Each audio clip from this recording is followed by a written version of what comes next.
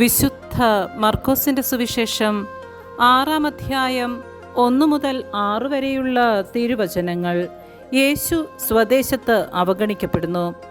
യേശു അവിടെ നിന്ന് പോയി സ്വന്തം നാട്ടിലെത്തി. ശിഷ്യന്മാർ അവനെ അനുഗമിച്ചു. സാബത്ത് ദിവസം സിനഗോഗിൽ അവൻ പഠിപ്പിക്കാൻ ആരംഭിച്ചു. അവന്റെ വാക്കുകേട്ട പലരും ആശ്ചര്യപ്പെട്ടു പറഞ്ഞു, ഇവന് ഇതെല്ലാം എവിടെ നിന്ന്? ഇവന് കിട്ടിയ ഈ ജ്ഞാനം എന്ത്? എത്ര വലിയ കാര്യങ്ങളാണ് ഇവന്റെ കരങ്ങൾ വഴി സംഭവിക്കുന്നത്.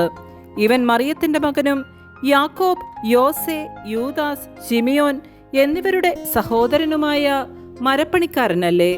ഇവന്റെ സഹോദരിമാരും ഇവിടെ നമ്മുടെ കൂടെയില്ലേ? ഇങ്ങനെ പറഞ്ഞ് അവർ അവനിൽ ഇടറി.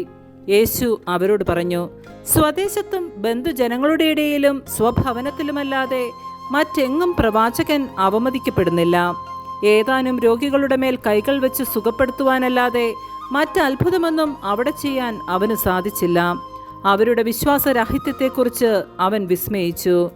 നമ്മുടെ കർത്താവായ മിശിഹായ്ക്ക് സ്തുതി.